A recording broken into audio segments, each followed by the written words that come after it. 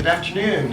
My name is Michael Hartman. I'm with the New Deal Cafe, and I'd like to welcome you to Contemporary Conversations, production of Gate TV, and a group of concerned citizens of Greenbelt, Maryland.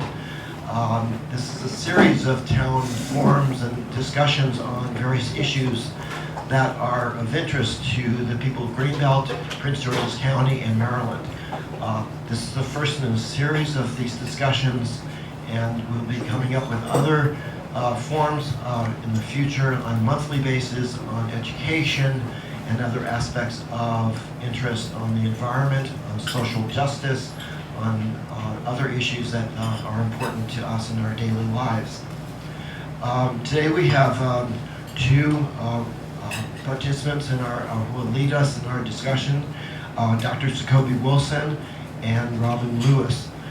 Dr. Jacoby Wilson is an assistant professor with the Maryland Institute for Applied Environmental Health and Department of Epidemiology and Biostatistics in the School of Public Health, University of Maryland, College Park.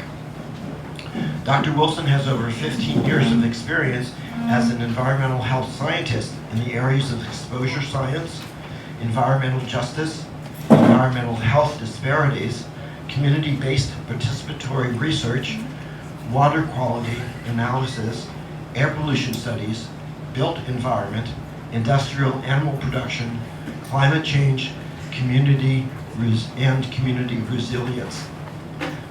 He works primarily in partnership with community-based organizations to study and address environmental justice and health issues and translate research into action. Dr. Wilson is director of the Community Engagement, Environmental Justice and Health Initiative, or SEEG. SEEG is focused on providing technical assistance to communities fighting against environmental injustice and environmental health disparities in the DC, Maryland, and Virginia region and across the nation. Dr. Wilson has been very active professionally as an environmental justice advocate. He's a co-founder of the DC, Maryland, Virginia Environmental Justice Coalition. He's also a member of the US EPA's National Environmental Justice Advisory Council. Dr. Wilson has received many awards for his contributions and achievements as an environmental justice researcher and as an advocate. He received the University of Maryland Council on the Environmental Junior Faculty Award in 2016. He received the APHA Environmental Section Danu Smith Environmental Justice Award in 2015. Dr. Jacoby Wilson. With Dr. Wilson is Robin Lewis, a Suitland resident and outreach and social justice coordinator at Beloved Community Church in Accokeek. She's working as a community activist with Energy Justice Network to help communities in Prince George's County organize against environmental injustice, such as the threat of trash incineration or other waste-to-energy technologies that create toxins in neighborhoods that are predominantly African American. She also works with the Interfaith Power and Light as an environmental justice outreach advocate to the African American faith-based community. Robin has worked as a certified project manager for many years, recently leading a large community engagement project about energy sourcing and usage in Madison, Wisconsin. Robin has spent much of her career helping nonprofits and other small businesses implement automated processes that are efficient and sustainable. She also worked as a community education and awareness advocate for energy conservation and promoted environmental legislation to clean up the renewable portfolio standards in Maryland. In addition to obtaining her BA in economics and an MBA from Rutgers University, Robin has a master's in sustainable urban planning with a concentration in climate change from the George Washington University. Robin's research is focused on the socio-economic aspects of sustainability in urban revitalization, such as issues relating to displacement, gentrification, and affordable housing. Robin serves as a member of the Southern Green Line Coalition a community organization that advocates sustainable urban development along the Southern Green Line in Maryland, the Maryland Sierra Club Energy Committee, and the Air and Climate Public Advisory Committee of the Metropolitan Washington Council of Governments. So I'd like to welcome Dr. Wilson and Robin to our first edition of Contemporary Conversations. I also want to thank especially Lois Rosado, a community activist who has been the main organizer of this event and of future events. So Lois, thank you very much for your initiation. And Malia Murray, the executive director of GATE, who initiated this project and asked Lois and I to help her out. So without more talking from me, I'd like to present Dr. Jacoby Wilson and Robin Lewis.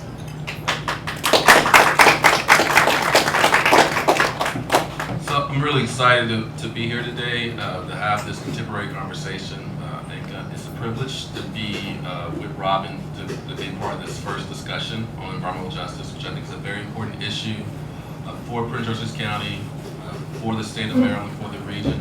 What I'm going to first do is just give a little bit background into what environmental justice is, talk about the movement, and then give Robin an opportunity to really dig into some of the issues she's been working on locally, and we'll just open it up to kind of go back and forth on different topics. We can reflect on Black Lives Matter, which I think it's important to talk about, reflect on the two political conventions that were very interesting in different ways, and also really talk about what does environmental justice mean. How do you know when you see it, environmental injustice? What does it mean to address environmental justice? How do you do it? And really talk about why it's important for all of us to be involved in this movement. So the environmental justice movement, in many ways, in my opinion, has been going on for 400 years. If you think about African slaves and being brought to this country, and during slavery, slaves were exposed to toxins in the fields. Think about what happened with Native Americans, the Trail of Tears, the genocide of Native Americans. That was environmental injustice. You get into contemporary times, the movement is a movement about how some communities, some populations, some people, due to their race, due to their ethnicity, due to their economic status, due to their political power, are overburdened by hazards. They may be overexposed to what we call locally unwanted land uses. That could be a coal fire plant, any type of energy extraction, so fracking, mining on Native American reservations, processing of that energy when it comes to oil refineries in Cancer Alley in New Orleans region. Then also comes to the utilization of burning those fossil fuels.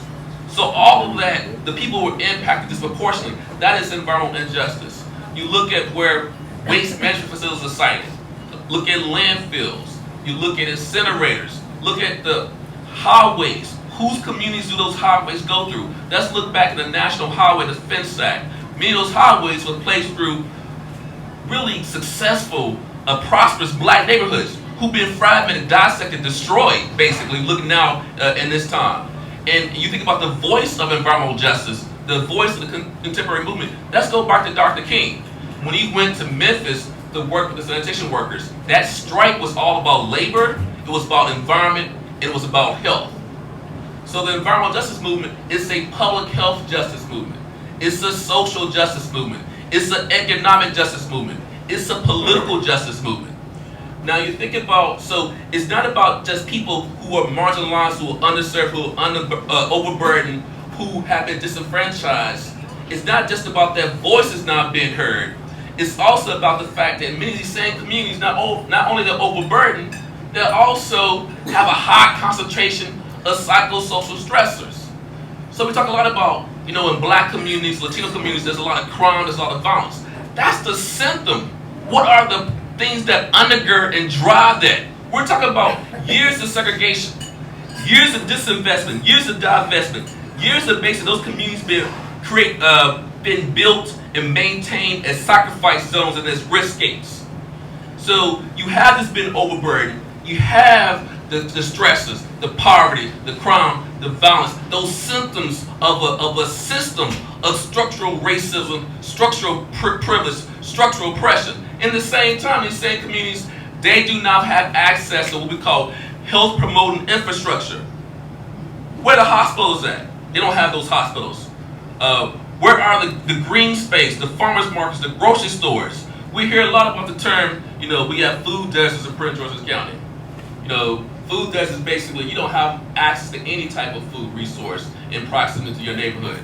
You also hear the term of food swamps. Well, you have more of the unhealthy foods, a lot of the fast food restaurants.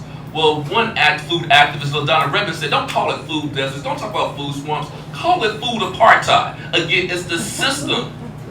It's the system of how there's different with access to food, okay?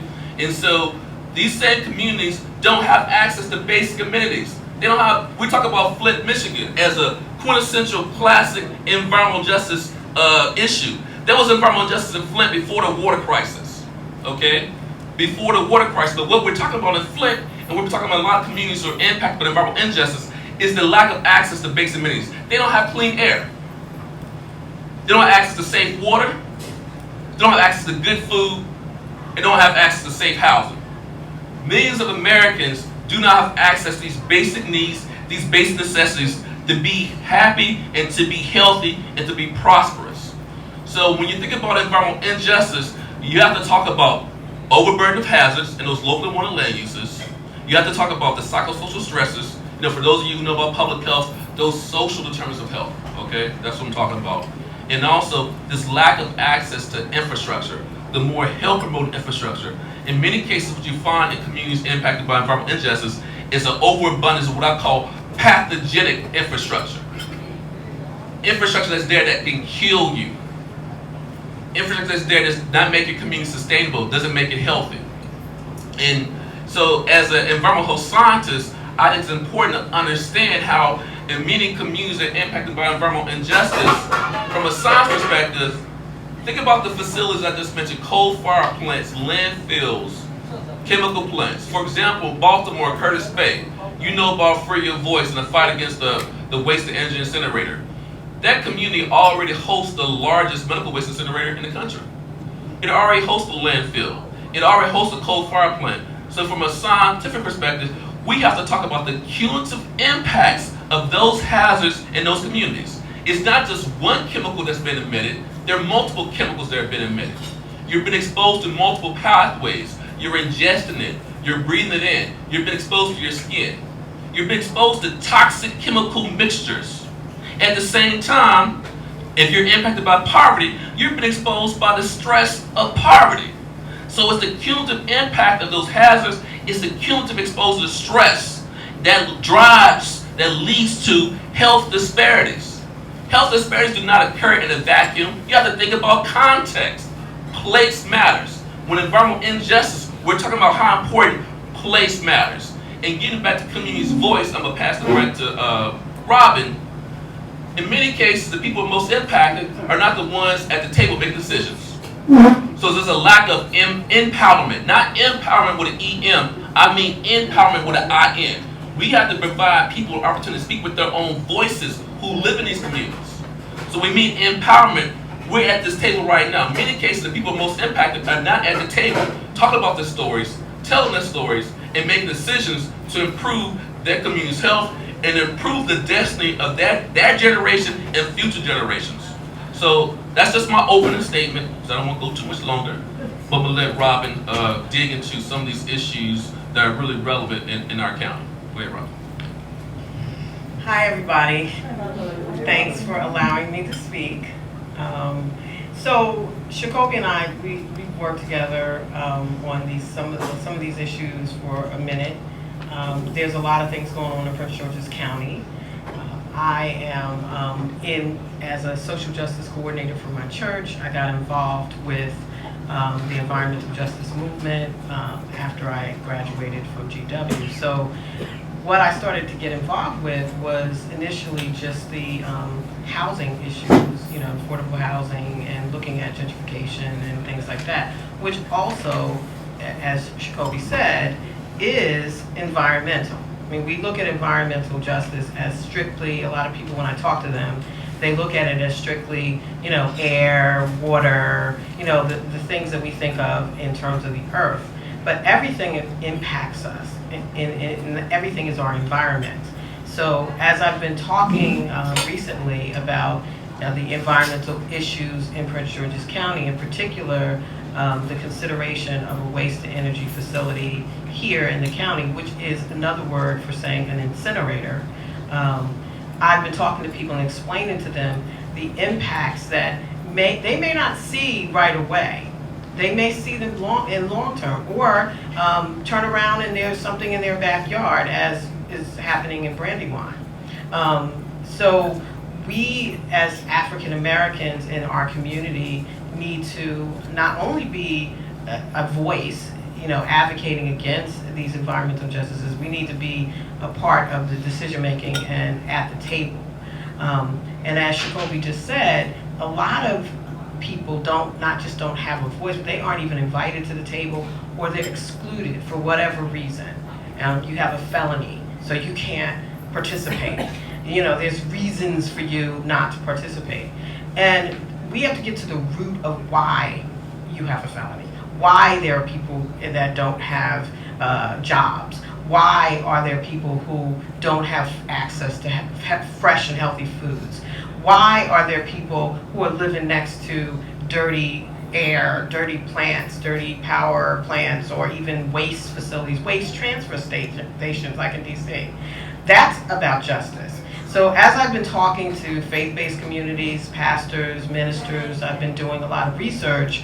A lot of pastors and churches have been doing work that's environmental justice. They just don't call it that. They've been doing things like helping the community with food and healthy foods, and helping the community re-entry, helping returning citizens, helping all kinds of people with housing issues, living in housing that's dilapidated. They've been doing these things, but they don't know that that's environmental justice. So one of the things, our responsibility to me as an advocate is to educate people and to lift the conversation from just helping people along to finding out the root cause of why these things are happening and changing the system. That's the difference. That's what justice is. And that's what we're about now. So we need to continue to push the envelope and not just help people, not just feed people, because we need to do that too, but we also need to figure out a way to help them so they're not hungry, so they're not looking for jobs and excluded from jobs because they have to check off felony on the box. And those kinds of things, those are environmental, even though we consider them social. Everything is environmental. So, my passion now is to embrace the entire aspect of environmental justice and look at it from a holistic perspective instead of just looking at it from, the air and, the water, because those things are very tangible and very important. But the question is, why are they there? And that's what we have to get to, and that's the root of the issue. So just let's dig into that, some of the root causes. I think it's important for us to look at, and one thing I talk about a lot in my work, and Robin being the planner, I say that power, privilege, and isms are embedded in how we zone, plan, and develop. So planning is an important part of how do you build and maintain a healthy community. You think about communities, as I alluded to, and I'll be more specific now, and as Robin mentioned, our communities have different components. You have the built environment, you have the social environment, you have the political environment, you have the economic environment. So from a built environment perspective, we're talking about transportation as part of that. So what's going on with transportation in the county? So transportation is a facilitator, right? It connects, it provides, these arteries connect us to economic opportunities.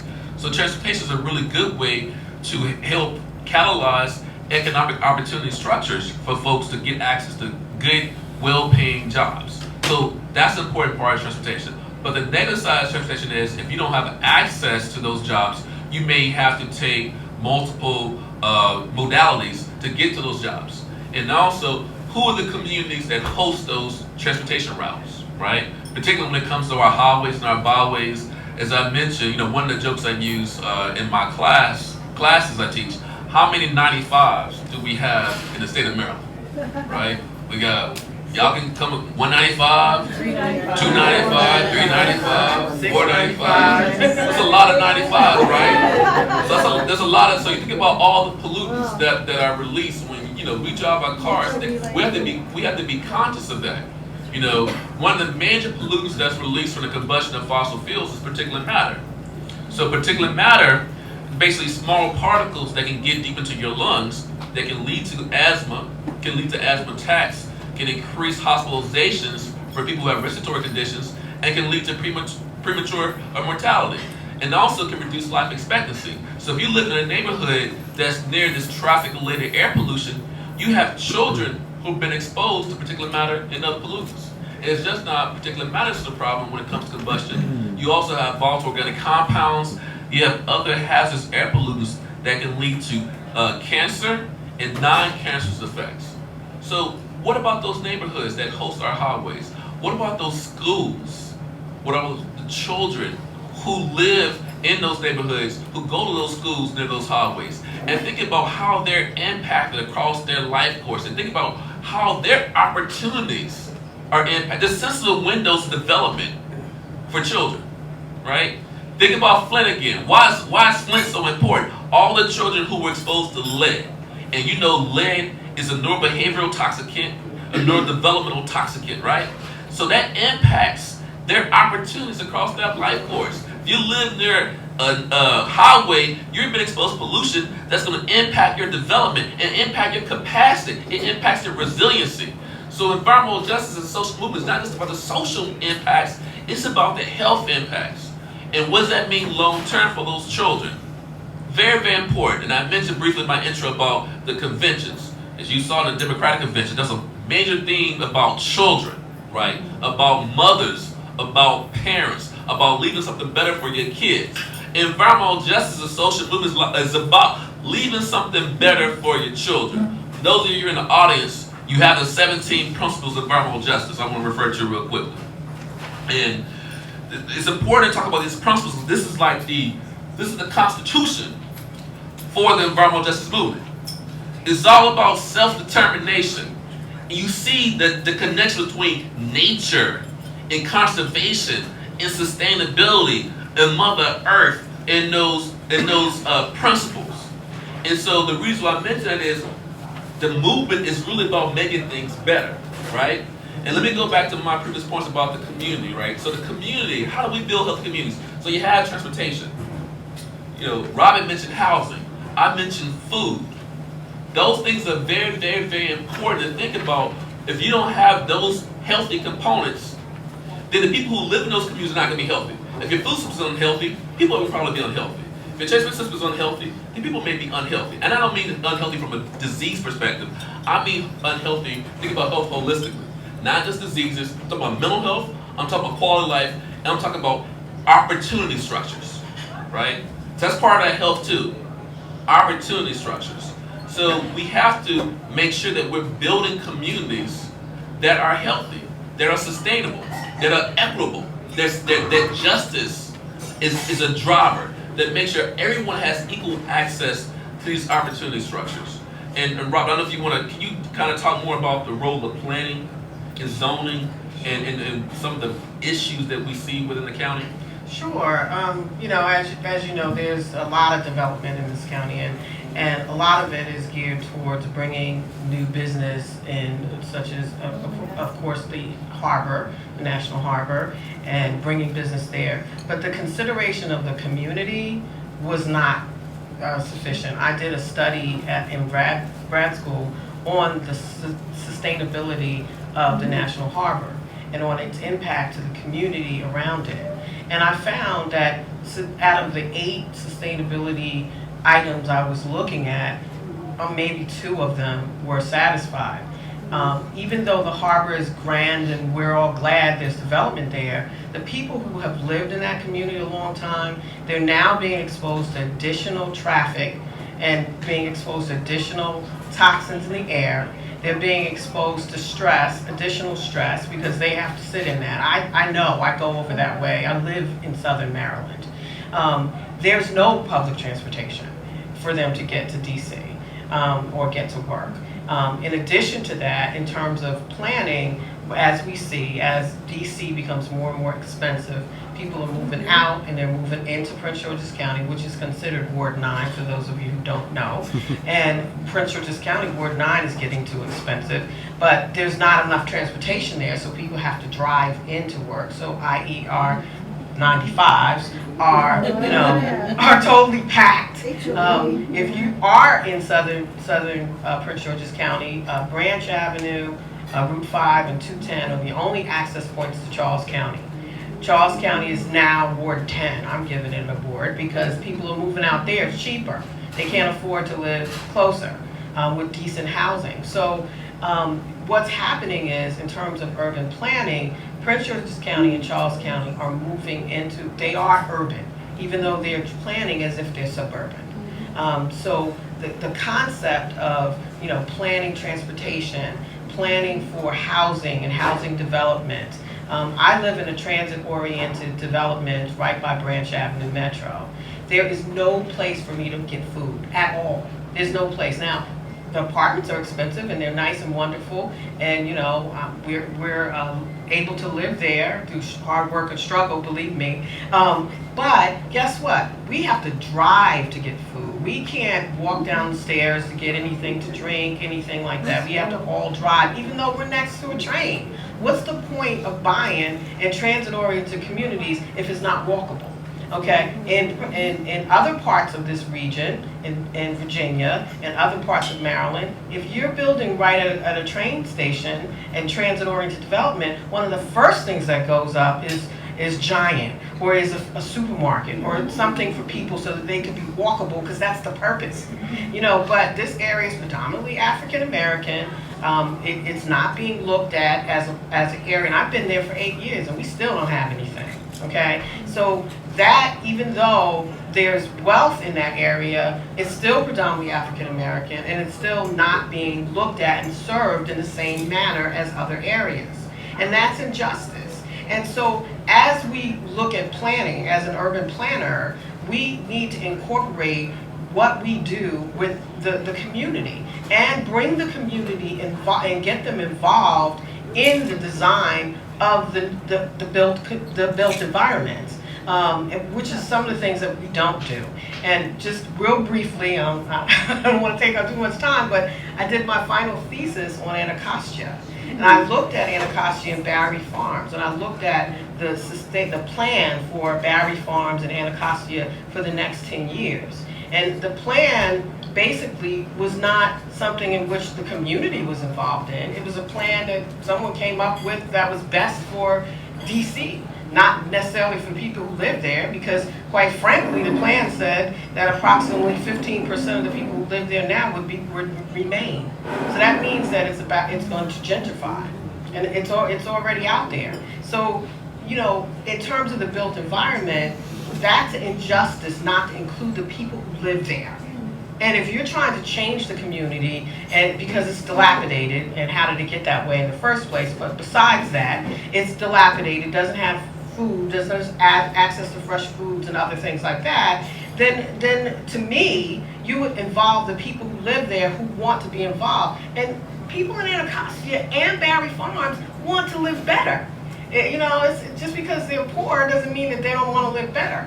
So those are the things, to me, in terms of urban planning, we as urban planners have to consider the people who currently live there before we start to revitalize and make walkable communities. I did an analysis on the negative consequences of walkability.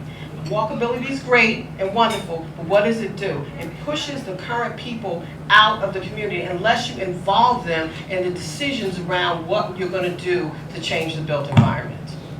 Yeah, no, I appreciate those points, because there's so when Robin was basically laying out, you have to have authentic community engagement, right? You need to engage the people that are the most impacted. And one thing I always just kind of laugh about, not in a nice way, is we make assumptions about poor communities. We make assumptions about people who are impacted. Well, they don't know how to solve the problems. Think about it, we all come from communities. We have teachers, doctors, lawyers, people with expertise in every community. So it's like, come on community, I'm gonna come pat you on your head and help you. I mean, that's a problem. We have to change that. Every resident, every person in this room is a contextual expert. Every person that lives in an impacted community, an overburdened, underserved community, is an expert on their lived experience. I always say, you know, I live in Bowie. Bowie has some traffic issues, of course, and some air pollution issues. But on the scale of, you know, sort of, is there a lot of environmental injustice in Bowie? I would say no, right? There are other communities, you think about the Sheriff Road area, you know, what they're dealing with concrete plants. We'll talk about Brandywine as another example within this county. Brandywine is dealing with some major environmental injustice. And unfortunately, one of our colleagues, Comedian Gray, was able to be here today. But, you know, it's really an example of environmental racism. And she was actually in a recent article, she called it environmental terrorism.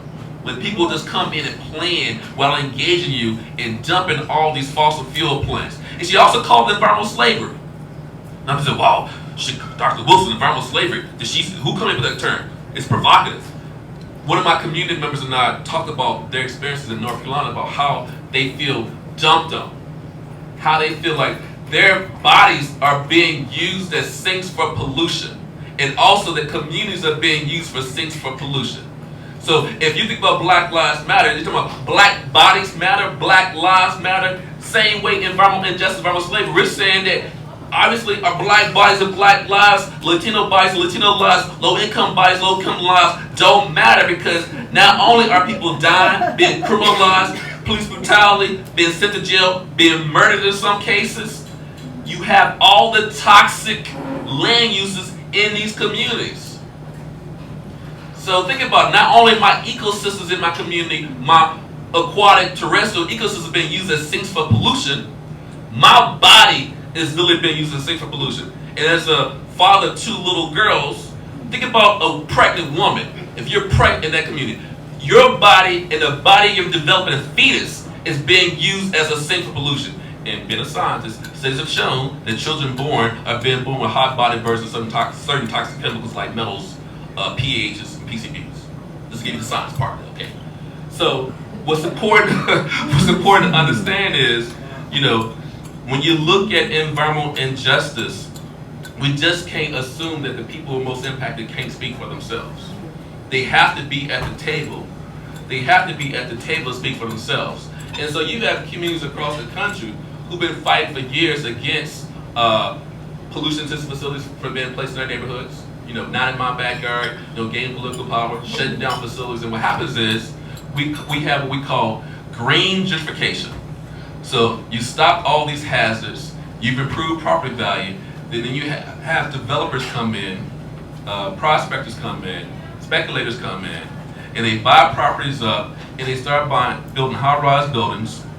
And getting back to Robert with urban planning, what happens, gentrification is what we call expulsive zoning, planning, development. So you kick people out. Where segregation is exclusionary. But they're both part of the same processes of basically not giving people the opportunities to have healthy, you know, lives. So when you think about this green gentrification, we have green gentrification in DC. When we get back to the issue of sustainability, it concerns me a lot that, and when cities develop sustainability plans, they're only focused on 2 pillars of sustainability. So I'm gonna say sustainability has 4 pillars. Pillar 1 is ecological sustainability. That's do a lot of conservation. So think about the Chesapeake Bay, think about the Anacostia River. That's more ecological. Then you have environmental sustainability. We have these great green buildings. They're LEED certified, and they're gold this and diamond this, whatever the platinum. What's next? You know, titanium. You know, it's great, right? And I think it's a good thing. We also develop our campuses now. I think ASHI, you have a sustainability association for campuses. That's good. But there's 2 pillars to me that always are not included: economic sustainability and social sustainability. So if you're only focused on 1 pillar, if you only focus on 2 pillars, to me what you're doing is superficial. That's what I say all the time. Planting trees is not enough. How do you connect planting trees to the urban heat lamp effect? How do you connect planting trees to doing food forests? How do you connect planting trees to reducing people's energy demands? Okay? Walkable, livable is not enough. How do you make sure that benefits those more long-term residents, what we call more indigenous residents in those communities.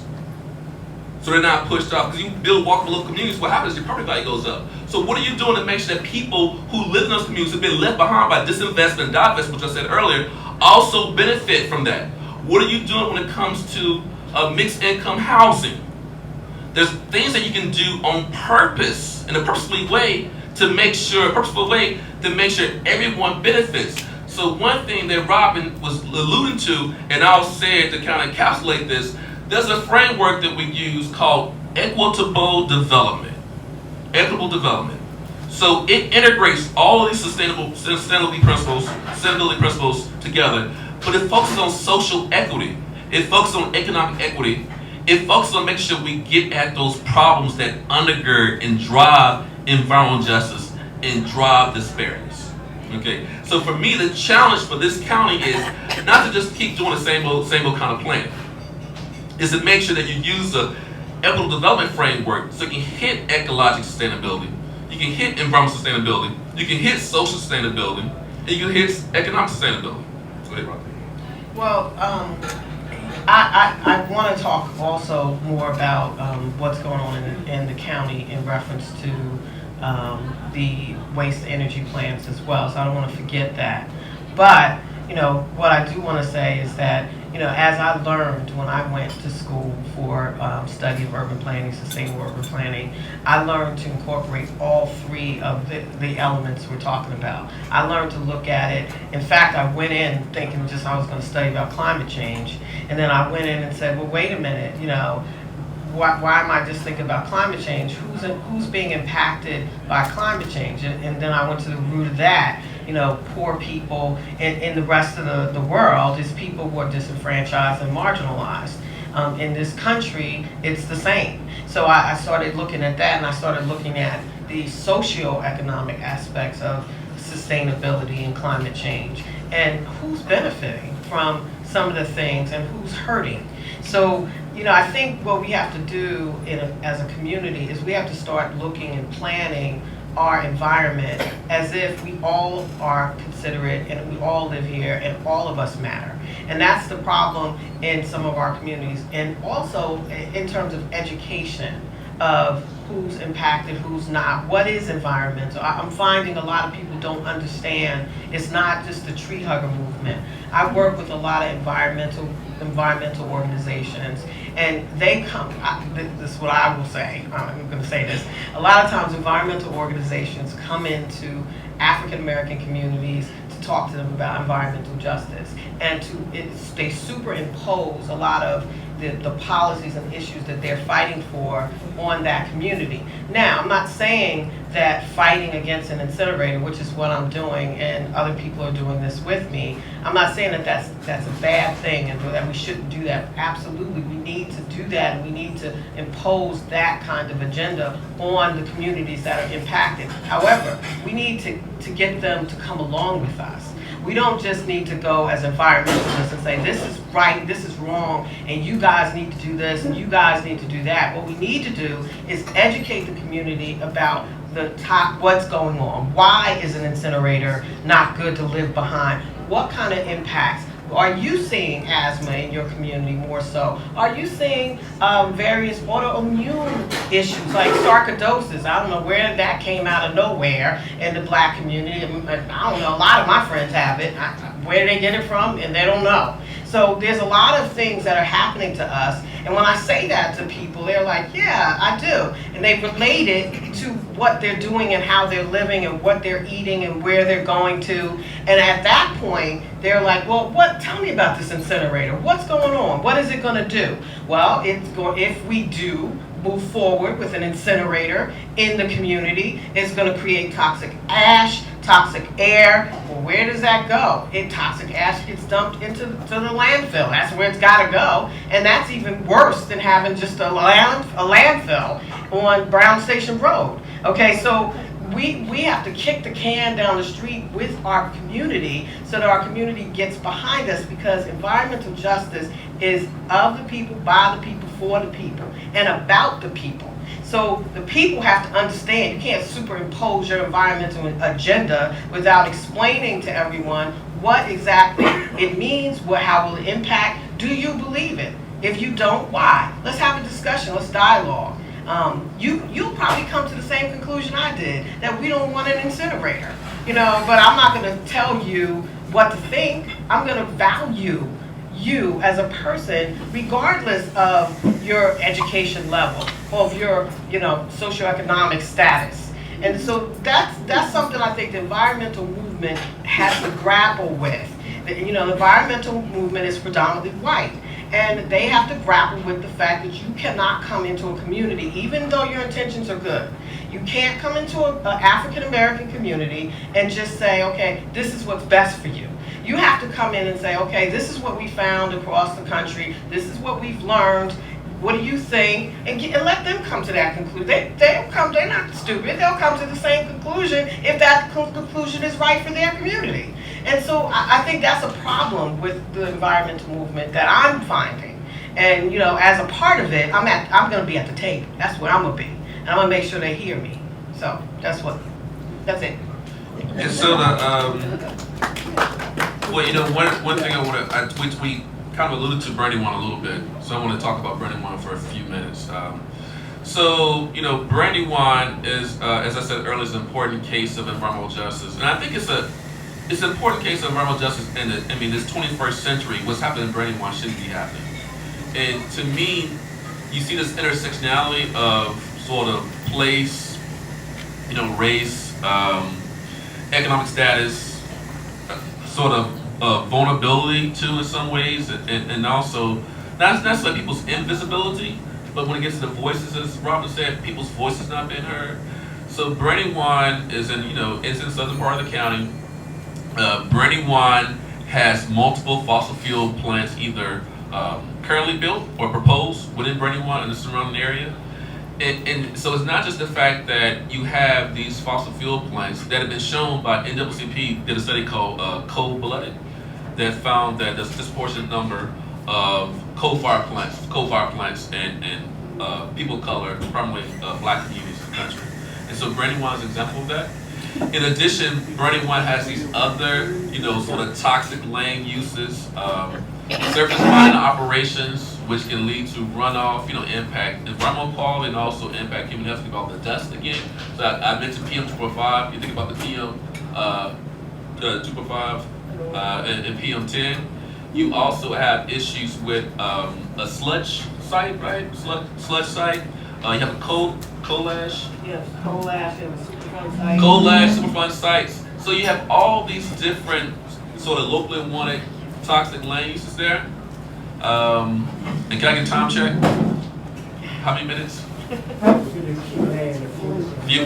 minutes. Q&A 5 minutes. Okay. Sorry, I didn't know the best way to do that. So you have that. So Brandywine, you have all these different types of hazards, right? And a lot of people think Brandywine, that's where a lot of the wealthy folks live because you have these nice new developments. I think a lot of people who are transients don't know, who are living in these neighborhoods, they don't know about the environmental conditions in Brandywine. And so Brandywine is also problematic because it's unincorporated. So it doesn't have a mayor, doesn't have a town council. So I call it contamination without representation. Okay?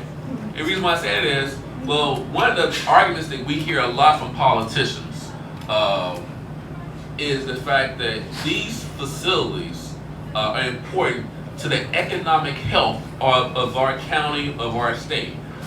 The problem with that is, why are communities impacted by environmental injustice always getting what I call the bad jobs, the bad facilities, the most toxic?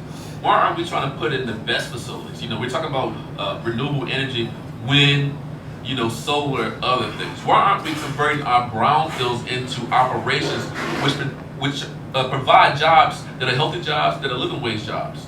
And so for Brandywine, they're hosting these facilities. Most of those jobs that are on those facilities are short-term construction jobs. So there's transients. I was joking about my father. He's a pipe fitter, right? So my dad is a transient. I'm gonna let my father deaf. He goes and he builds coal-fired plants. He builds these facilities. When I was working on the public health impacts of fracking in Western Maryland report, we went to West Virginia to talk to people who were impacted by fracking in West Virginia. My dad was there at the same time working on a natural gas pipeline. It is what it is, right? It is what it is. But a lot of that money that's made doesn't stay in the community. So those jobs, the people who do have jobs, don't even live in the community. So you host a facility, you're not really getting the jobs, you're not getting the benefits because you're unincorporated. That money goes into the coffers of the county. So that's when we talk about environmental slavery. That's an example of it. You use my body in my community without paying me for it. I have no voice in it. Environmental terrorism. Look at all this pollution. Look at all this building. I have no voice. No one's listening to me. Environmental racism. Intentional or unintentional siting facilities and not engaging people in decision making due to their color. Environmental classism due to their class. You have that happening in Brandywine. So the challenge is to make sure that we see communities' voices, as you heard Barbara and I say, they need to be at the table. We need to use another solution is we need to be focused on equitable development. That framework is out there. That needs to be integrated into all of our planning, our master plans, our 20-year plan. That needs to be included. We need to make sure that's transit-oriented development for all the areas where we have TOD. We have that development. We have walkable livable communities for people who live there. We need to make sure that smart growth includes social justice and equity. These are solutions. Environmental justice is not just about stopping stuff. It's about building. It's positive. It's about the future. It's about sustainability. There are some things that we can do about these things, as Shakobi said. And I want to also leave you with the fact that I'm fighting against the incinerator, but I'm fighting for zero waste. And there are options, and we have to teach people and educate people about less waste and not doing as much waste as we do, and getting people conscious about what they do. So that is something I wanted to leave this with as well, so I'll take questions on that as well. Greenbelt has a very active zero waste program through our Green ACES, which is the Advisory Committee on Environmental Sustainability, and our Zero Waste, which is supported by our City Council, 3 members of which are here actually. And so if anyone has questions, please come up to the microphone. Just come on up and ask your question. Come on, Conrad. Mel, do you want to ask something? We'll do this for a little while, and then we'll have a closing comments by our speakers, so they can round everything out, and then we'll do a closing. So, all right, so we're going to start the real taping now. So, Conrad, you have the first question.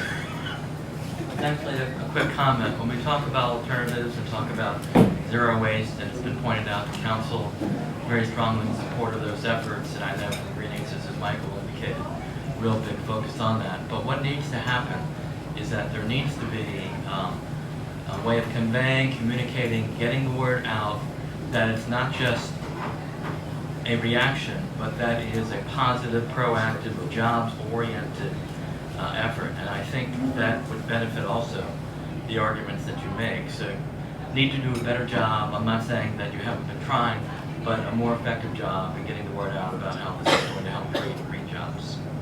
No, I think, I'll let you jump. I think, so for a number of years, and I have a couple of comments in my head, but I'll say one because I have a little joke about the green jobs, but there's a whole green jobs. I think that's an important part of the solution frame, right? So the thing about environmental justice is how can we create healthy economic opportunity structures? So that's the language I like to use. So I think zero waste is a very important part of that, and we need to have people and different stakeholders. So we have to have residents speaking about it. But again, it's about literacy, right? So environmental literacy, raising their literacy so that they have the consciousness as to where, oh, this could be a benefit to us. We need to have politicians who are behind it, right? Environmental advocate groups who are behind it as well. And so having these stakeholders work together, I think is an important part of it. And green jobs, there are other jobs out there too. We do have a number of brownfields in our community. So doing brownfield redevelopment, producing, technologies of tomorrow are an important part of that. And so what I was saying earlier, my comments, why don't we make that a focus where we invest in those things and communities that impact environmental justice? And I've said it earlier, a lot of the environmental injustice is caused by disinvestment and divestment. So to address it, you have to have investment. We have to change that cycle of resources leaving these communities, and we need to make sure we invest in the right types of economic systems in the communities. So I 100% support your comment about green jobs and the fact that the communication part, the education part, is something where I think is a big gap. And even as Robin mentioned, what people understand what environmental justice is, a lot of folks say it's a negative thing. I don't say it's negative. It's part of the civil rights movement. We're fighting for a better community. We're fighting for the next generation. So I think that's just part of that reframing is important. Yeah, and I was going to say also, it is a language issue, okay? Zero waste is something that the environmental community kind of talk about, and I know what it is. But when I say that to your average person, they're like, what are you talking about? So, we also have to be flexible enough to communicate with people differently. If the language is not like people say to me, climate justice or creation care. When I talk to African American pastors and clergy, they're like, what do you mean? When I say environmental justice, oh, okay, I understand that. Okay, so it is language and zero waste. Some people understand green jobs, but zero waste, it is about employment. It is about economic opportunity as well. It's also about individual responsibility. So there's a combination of that, but to engage people, you got to engage people where they're at.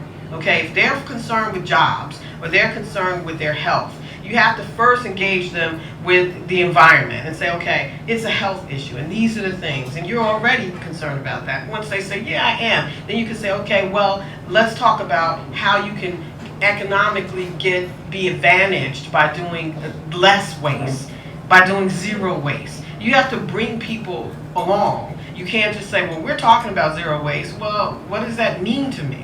So what I'm finding is I'm changing my language as I go out and advocate. And as I talk about zero waste, I'm changing my dialogue and my language to where people are at and what they think about.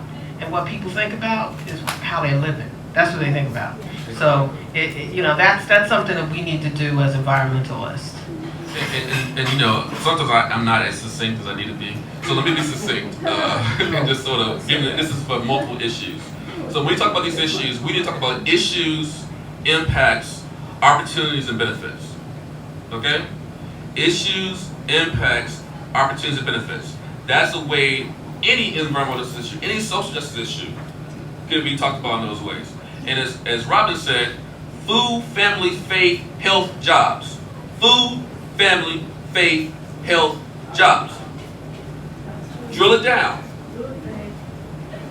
Food, family, faith, health, jobs. I gotta write that down.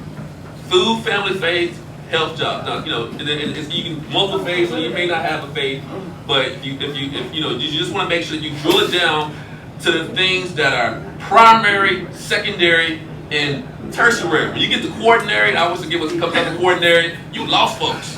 Even you get to tertiary, you're not doing too well.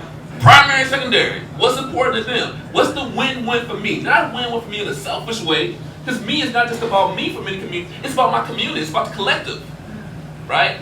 So that's the way I try to take off the PhD hat and just go, with my regular, listening ear and figure out the ways that I can connect to folks and make sure there's bidirectionality in the communication and make sure there's reciprocity. Because as an academic, I have a lot of privilege in what I do, right? So part of what I'm trying to do is help give people access to opportunities with the information, building capacity, doing empowerment with an IN, and making sure that I bring science to their community organizing and civic engagement to make sure that science leads to real action. And not just science. A lot of us academics, we just like to talk like I'm doing now, pontificate, intellectualize, but not really say, well, I don't really work on policy. I don't work on solutions. Someone else does that. Those are your values. You got to bring your values, as you heard during the conventions. You got to bring your values to this work. And as a scientist, my values are about impact and positive change. Okay, I'll stop there. Yes, sir. I think it's Cinco de Mayo that comes after Quarter Mayo. So party. Yeah. My Greenbelt delegate assures me I have 8 questions. I'm not sure they ask 8 questions. I'll ask 2 if I may, and make a comment. Michael mentioned, Robin, your congregation. Robin? I'm specifically asking you this question. I missed the name of your congregation, but I applaud it for having a social justice coordinator. I'm just curious because I do value congregational efforts in this county and others, and there has been an attempt recently to revise the community ministries. But beyond the community ministries of Prince George's County, there's also a Gamulia effort, PRISM, and I don't know if your congregation might be involved with that. Aha, well that's good. There's also, and you may not be happy to hear this, there was also an effort, I believe, to get underway by the Industrial Heirs Foundation to organize churches in the county. And I don't think that should be seen as a threat to PRISM, but we should welcome all our congregations being involved in, which leads actually to the second question and the brief comment. I'm wondering if the folks in Brandywine might not think that they're represented by Mel and Rashern Baker. And if they're not represented by Mel and Rashern Baker, it also might mean that people elsewhere in the county aren't fully represented by their council representatives at the county level or by Mr. Baker. And even in some of the incorporated communities in Prince George's County, we might not be all that well represented by our locally elected officials. But the comment is this: I think insincerity should be seen as a question of environmental justice. And if our elected officials and our significantly important officials like the University of Maryland College Park president, even maybe some of our congregational leaderships, which are a mix of elected and appointed, if our leadership is insincere, then I think the job is that much tougher on us, the two of you and us in this room and all those not in this room. So maybe you can deal with the question of sincerity in our appointed elected leadership. Yeah, I had a lot of thoughts in my head, but I'm gonna try to say this in a positive way. I think, and I think what's important, you heard this at the Democratic Convention. I was really applauding some of the comments being made about accountability. And and I say all the time, some of you maybe heard me say this before, voting is really important when it comes to being an engaged citizen. But to me, that's not being an engaged citizen. Voting is really about holding yourself and your representatives accountable. So for example, with the Brandywine situation, we talked about the fact that the community members, what's your agenda? What do you want for this? What's your vision for your community? To have a vision, you have to be engaged in the vision and process. Some citizens are not engaged in that vision and process. But then once you have your agenda, you need to make sure that you share the agenda with your representative and making sure that they are achieving the agenda. So one of my jokes, I use a lot of jokes. So one joke is, say if I hire somebody as a postdoc, am I going to wait 4 years later before I evaluate them? Why do we do that in politics? Like with the presidential campaign, we wait 4 years or we wait 6 years, whatever, to evaluate the politicians, where what we should be doing more of a cyclical process of checking in every 3 to 6 months and asking them, how have you achieved items 1 through 10 on the agenda? Give me your progress report. But to do that, that's making a democracy work. That takes work to do that. And I think many folks, we do a lot of tweeting and twittering and social media. We do sort of passive engagement where we send some money to an organization and you represent. We have to show our faces and walk on our feet. We got to use Ike and Mike and be present as citizens. If you're not present in that town council member's office or that state representative's office, right, Alonzo, or county other person's office, right, then if you're not whispering sweet nothings into their ear, who's whispering sweet nothings into their ear? Somebody else is, right? So as a citizen, you need to be at that ear too. But to me, that's civics 101. And I took civics, and I think, I know people, a range of folks in there took civics, but we're not teaching folks how to be actively engaged citizens. So we just can't blame the politicians. We as citizens have to be accountable for our vision and implementation of that vision. And I think that's part of it. And I think And that's part of the commitment we have to make the democracy work. If we don't do that, then our democracy is not going to work. But I could talk about the politicians, but I'm being nice today. I'm going to put them in the citizens. We have to be more accountable to ourselves and to the process of making democracy work. Yeah. You want to say something? Just briefly, I was going to say about the county council, and like you said, I'm going to be nice too. But what I have to say is I am going to say that we do need to take accountability. We do need to reach out to our county council, to whomever, and say what we have to say. I was encouraged by someone in the audience, I'm looking at her, Laura Rosenthal, who encouraged me also to reach out to our county council and talk to them about the waste to energy RFP, even though it's not, we don't have it here yet, but we don't want it. So we have to reach out to them and say, hey, this is what we want. And guess what? They gotta hear us. I don't care if they don't want to hear us. They gotta hear us. That's their charge, and if they don't, then we need to make us think about it and make sure that they're not listening. I mean, I live in Mel Franklin's district, so I'm really not happy with what's going on in Brandywine and what's going on, and the fact that we're not being listened to, and some of the other issues, land use issues such as Walmart and other things that are happening in Mel Franklin's district. So, we've got to make us think about it, and we've got to make sure that they hear us, and we also there needs to be some consequences. And the consequences for politicians is either we don't re-elect them, or we make sure everybody knows what they're doing. So that's kind of, and I believe most political appointed people and political officials would agree that they are accountable to us, and they typically will listen. They typically will, and so we just need to push. So that's my 2 cents. Thank you for coming and sharing with us.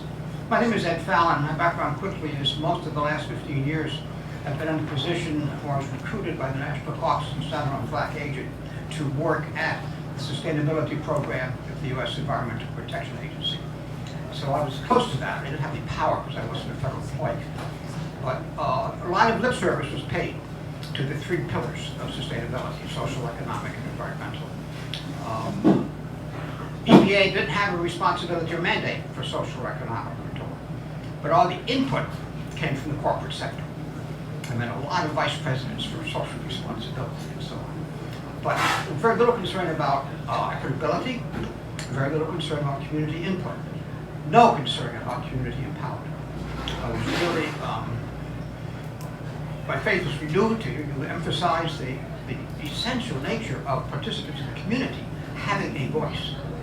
Now, but my question is, what are the ways to advance that? I know a little bit of the work of Van Jones when he worked with organizations. A constraint that we've seen in our own community is that rental communities, perhaps because they're somewhat more transient, and low-income communities have a much lower participation rate in electoral politics. And is that a limitation and organization a better way to go about it? I'm just going to mention one particular problem that we saw that perhaps you dealt with before I came.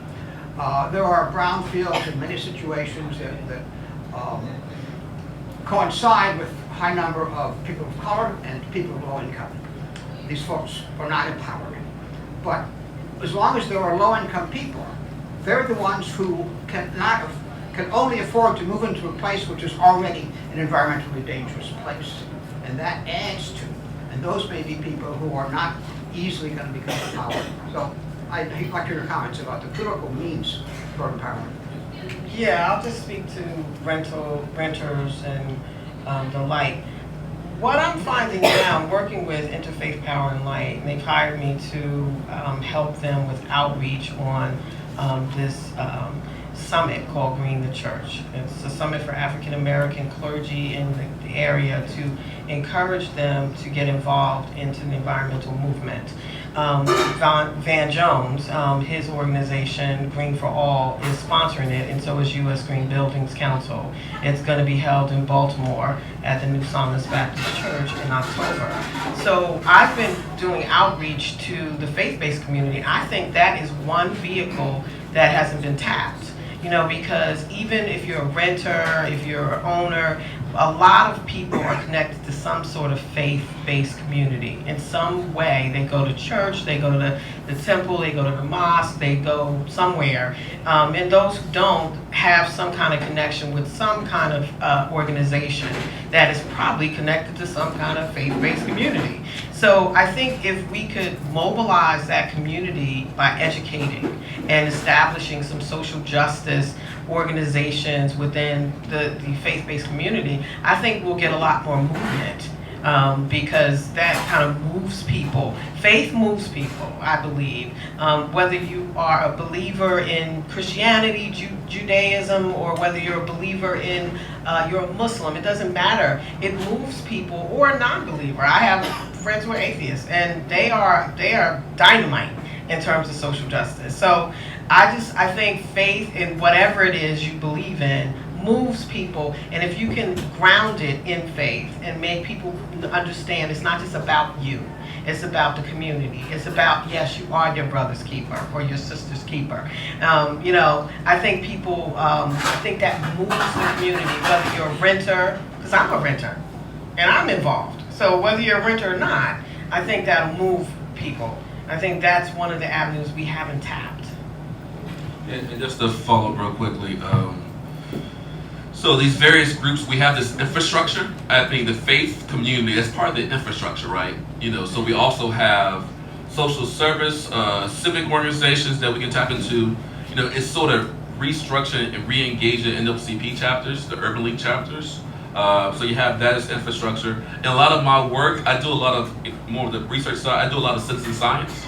So I train residents to collect their own data. I'm actually on, as part of NEJAC, I'm on the environmental monitoring work group. So we're talking about how can we do citizen science to train folks to collect their own data so they can use that for action. So I also do a lot of community-based participatory research. So working with community-based organizations so they can build partnerships. So again, training them to collect their own data to use that for action. And so I think there is a capacity issue. A lot of the groups that we work in, and we talk about a lot, when it comes to environmental justice in this region, not just the state, but DC, Maryland, Virginia, or if I'm including Virginia, maybe a few more, there are not that many community-based organizations I would classify as environmental justice groups. I'd say it's less than maybe 5 total across DC, Maryland, and Virginia. There are groups who may dabble a little bit, but their mission, their values are environmental justice. It's because they haven't been able to build capacity either through support from partner organizations or through funding.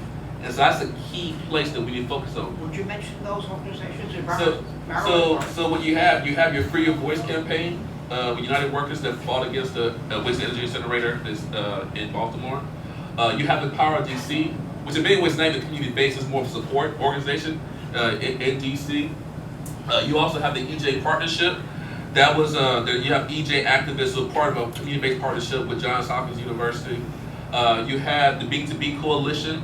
That's the community-based organization that's working, fighting against some of the environmental racism issues in Brandywine. And then you have the group down in Newport News, Virginia. Forgetting the name of the group. But those are the ones that, when I think about folks on environmental justice, those are the only ones that jump out to me as community-based. There are people faith-based are doing some work, but it's more of it's emerging. Okay? Is there a role, the last thing I want to say, is there a role for traditional community organizing, David Dellinger, Barack Obama variety? Yeah, I mean, if you go back to President Obama, he worked with the mother of one of the mothers of the EJ movement in Chicago. So yes, we need to have community organizers. We need to have community organizers who understand how to organize around environmental justice and do it in a holistic manner. And I was going to say, well, there are some national groups, and I work for Energy Justice Network, which is a national group, but I'm taking it local.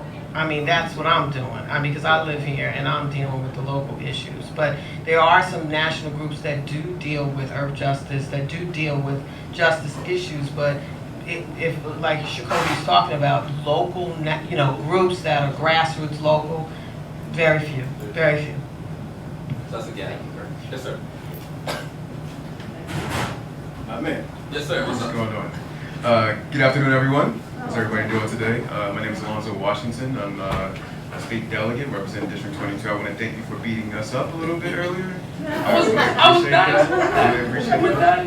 That was really nice of you. Very nice. And the only person that's whispering in my ear is my dog. And my residents here, they know that they help me accountable all the time, and I'm always accessible to them, and I'm always listening. But you know, I want to ask you a question, and you know, it comes back to going back to environmental justice and impacting the low-income community. And the low-income community's 5 priorities are not environmental justice, and not the environment at all. I grew up low-income, and that was not one thing my mom said that we were struggling with.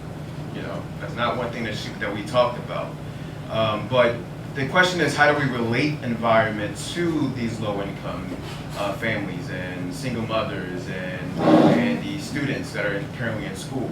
How do we make this a prominent issue and how it's going to impact us the next 20 years or 30 years or 40 years?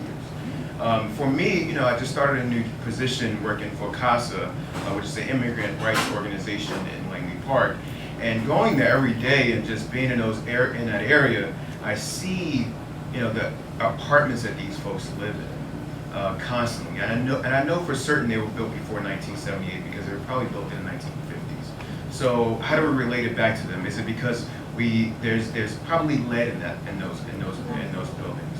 There's probably asbestos in those buildings. There's probably mold and mildew in it. I mean, these are things that.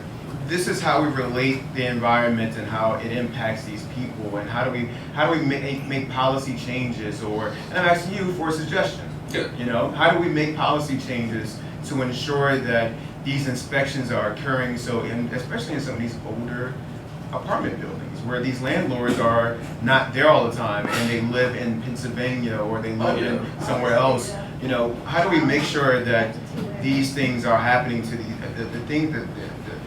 the situations that these folks live in are deplorable, and we know it. And our county is sitting here and allowing it to happen. Yeah, no, you're right. And it's up to us. And I'm asking you as an environmentalist to tell me what policies can be put in place to ensure that folks don't live in these types of situations. And then it goes to outreach. How do we make sure these residents know that they don't have to live in this type of environment?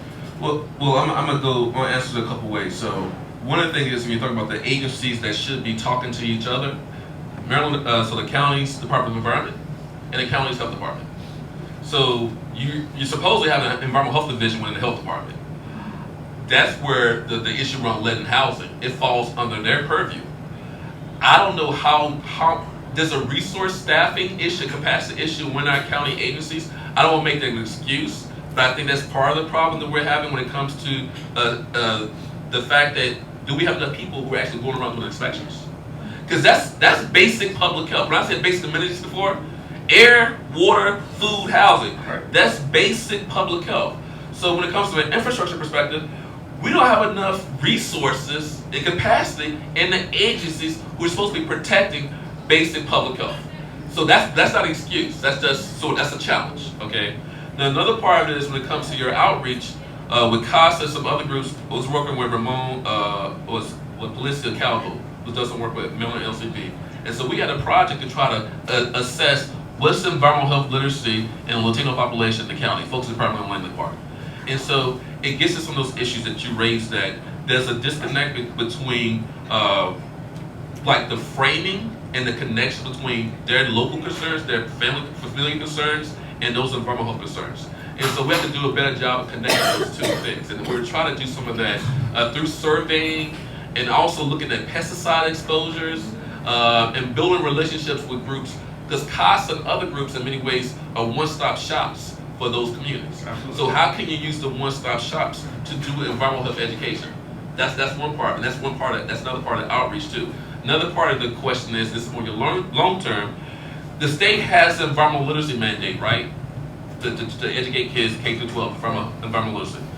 So we need to integrate more of this into the curriculum, because that's another way to get to the parents is through their kids who go to the schools, whether it be Northwestern High School, right? You look at other schools that have a large Latino population, other K through 12 institutions. So that's a really good place, and those schools can act as one-stop shops as well. So we got to flip our infrastructure on its head to make sure the places where they're assessing all the time, they're the ones that acted as the frontline educators and the frontline connectors for that population. Just a quick follow up. You know, I'm on the ground, you know, kind of talking to people one-on-one. I'm doing a lot of that. And I think it all does stem with education and understanding that you don't have to live like that. I grew up in East Orange, New Jersey, so I grew up poor too. And so from my perspective then, I didn't have any relationship, any concept of environment and the fact that I lived in a house that had lead-based paint and other things and toxins I was exposed to. I was just sick all the time. You know, allergies, asthma, all kinds of stuff I had. And now that I'm older, I understand my parents didn't know either. We have the opportunity through social media, through television, through a lot of means to get out information. I think it's our responsibility and the government's responsibility to begin to share information and tell people how things are impacting them and why they're impacting them and where they can go and get help. That's the problem. I mean, I'm working, you working every day, you living where you can afford. Whether you got roaches, whatever you got, you live in there because that's where you can afford. So then, do I even have time to come out to a council meeting? Do I have time to do that? That's where you know, a lot of organizations can help. Again, I get back to the churches. That's where they can use their power, because there's power in faith. They can use their power to help the people and go out and advocate for them. Yeah. Okay. I think as the environmental justice movement begins to progress forward, we need to be able to speak to the low-income community where they are and what their issues are. And I believe these are the issues that they are going through every day. And this is how we get them engaged and involved, and not just voting, but actually holding our elected officials accountable. Thank you. No, you're right. No, that food, faith, housing, jobs, that's where an EJ is. That's EJ. You know, food, faith, housing, health, I mean family. And for Alonzo, going back to the Latino work we're doing, we're working with families. So families are a very important part of it's the culture. So how do you understand, connect to culture, right? And so that cultural understanding can provide inroads to really the outreach and education. But that's, in many cases, I'm not saying it's easy, it's hard work to do, but it's work we have to make more of a focus. And I think in many cases we're not making that. I mean, that's basic public health. We're talking about basic public health. All right. Any other questions? Someone else asked my question. Okay. So I have actually a comment. I know that the incinerator issue up at Curtis Bay, one of the major factors, one of the major groups of people who were working were the students from Benjamin Franklin High School. Your free voice. And I think that's, you were talking about the way of getting to parents to kids. I think that's a wonderful example of students, high school students, who took leadership positions in an area that affected their lives most directly. And I think if you can talk just a very short time about that aspect. So I started working with some of the folks in that area in 2012. Dante, who is in the School of Social Work, lives in the community. You had United Workers came in to work with Free Your Voice, and Free Your Voice is like a campaign, education campaign to engage the youth around those issues. And one of the important things about Ben Franklin High School, it's a green school. So they already had an orientation to kind of understand and get involved in green issues. So they were already focused on environmental literacy through the framing right at that school. And so you had student leaders like Destiny Wofford, who learned about the issues in incinerator, and then they became activists in the community to educate other citizens. And so what's really exciting about that work is they were the frontline activists, the youth work, who helped motivate, organize the protests, organize the marches, produce the materials, working in partnership with United Workers, who are sort of the technical assistance infrastructure, right? And so they use different approaches of educating and empowering. They worked with so one of the ways they were able to kind of make progress on the issue was they had discussions with the people who were going to buy power from the incinerator and asked, do you know who we are? you know what this will do to our health. And one of the potential purchasers was the school district. And so they got them to back out of these contracts. So if you don't have any people who are going to buy the power, that's an important part of it. So recently, because of their work and then Maryland Department of Environment, because they hadn't started constructing the facility at a certain time, they had passed the time window, they pulled the permit. So the Maryland Department of Environment recently pulled the permit.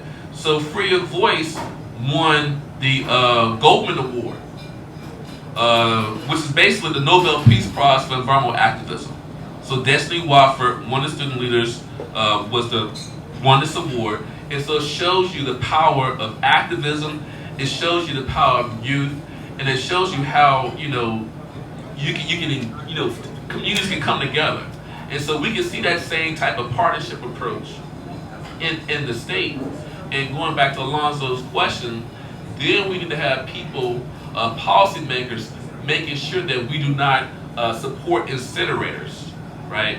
That we're supporting alternatives to make sure that other communities who are already overburdened, like I said, they already have the largest medical waste incinerator, are not targeted again. What happens with environmental justice is, once you get one, you get two. Once you get two, you get three. Once you get three, you get four. Once you get four, you get five. In Brandywine, if you there's a map that Comita has of the different surface wash sites and mining sites and other sites. Brandywine, that part of the state of Maryland, is like the dumping ground, not just for the county, it's the dumping ground for the state of Maryland. Okay?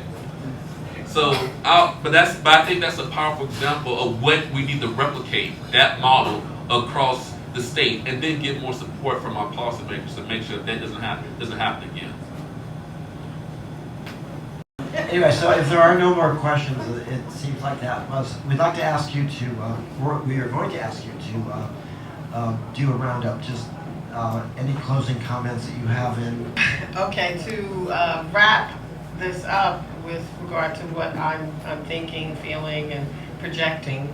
I believe that as a community, we have to be deliberate about being engaged in justice, environmental justice, and as well as any other types of justice. It's a deliberate act. And I believe that we have to think beyond ourselves when we make decisions, when we make policy decisions, or when we're sitting at the table making decisions. We have to think about all of the community, not just the community in which you live or just locally around you, but how does it impact other people? How does it impact people who aren't at the table? And that's a deliberate way of thinking. So I think as an educated environmentalist, my responsibility is to share what I know with other people, regardless of who they are, where they are, their education level, their poverty level. Everybody needs to understand how the environment impacts them. So I think it's our responsibility to go out and to share and build the capacity. We have to build the capacity. We have to reach back.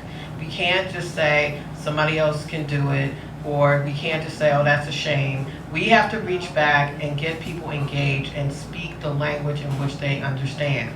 And whatever that is if it's food, if it's faith, if it's housing, whatever that is, whatever it takes, it is our responsibility as stewards of this environment and of this planet to do that. So I would encourage you all to use your voice to help other people to use their voice. Thanks. Yeah, I'll be quick, try to be quick. So I'm very verbose most of the time. And I talk really fast, and most people from Mississippi talk fast. I'm from Mississippi, by the way. That's a joke. I am from Mississippi, but we all talk. I'm the only person in Mississippi that talks fast. It's just fast. So, I think it's important to understand what environmental justice is. I think those 17 principles are really, really, really important.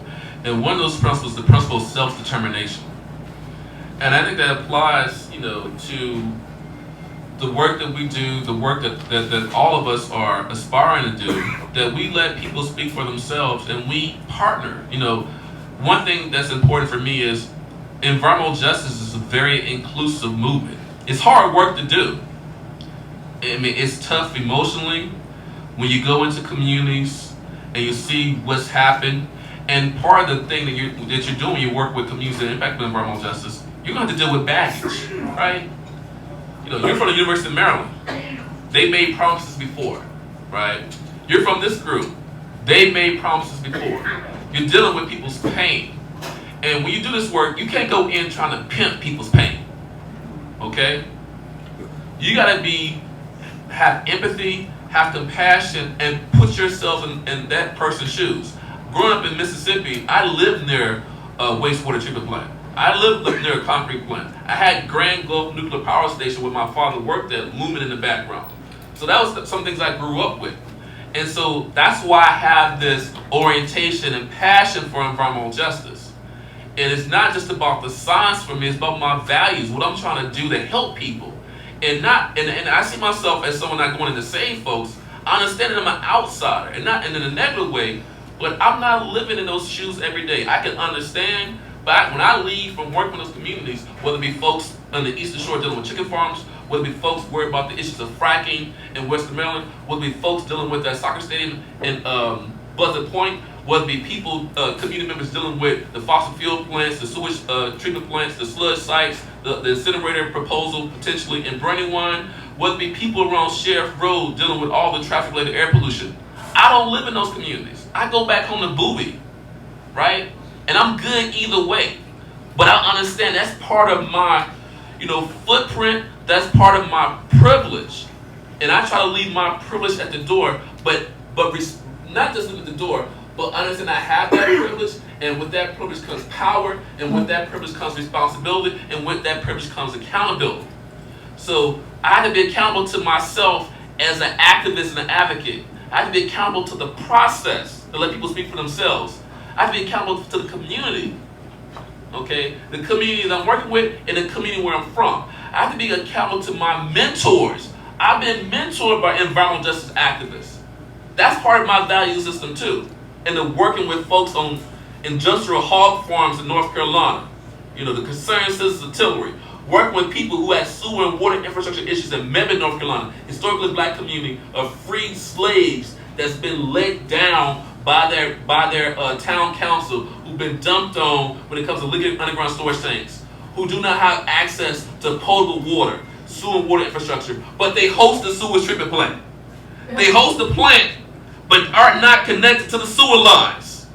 They host the Superfund, an NPL site. That's my training. That's my upbringing. Not just my upbringing from my parents, but my upbringing by my environmental justice mentors, who I see as extended members of my family. Herb Fraser Rahim, Omar Muhammad, Muslim brothers who are working on environmental justice issues in Charleston, South Carolina, talking about goods movement, the port of Charleston. These are the people who have raised me up in the movement. These are the people who I try to, support, and I try to, live up to their standards in my work with communities. And so I say, we have to make sure that we understand we're all part of a family. We all are part of the community. And the work that we do, we have to bring those values to the table. And I'll end there. Thank you.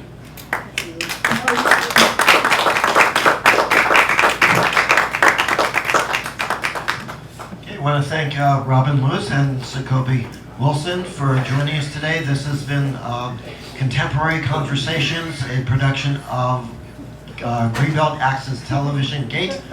And so thank you for joining us today. And Thank you, Michael. thank you. And Lois Rosado, thank you very much. Malia Murray, thank you very much. And thank you to both of you again. Thanks for the production you're going to do on this.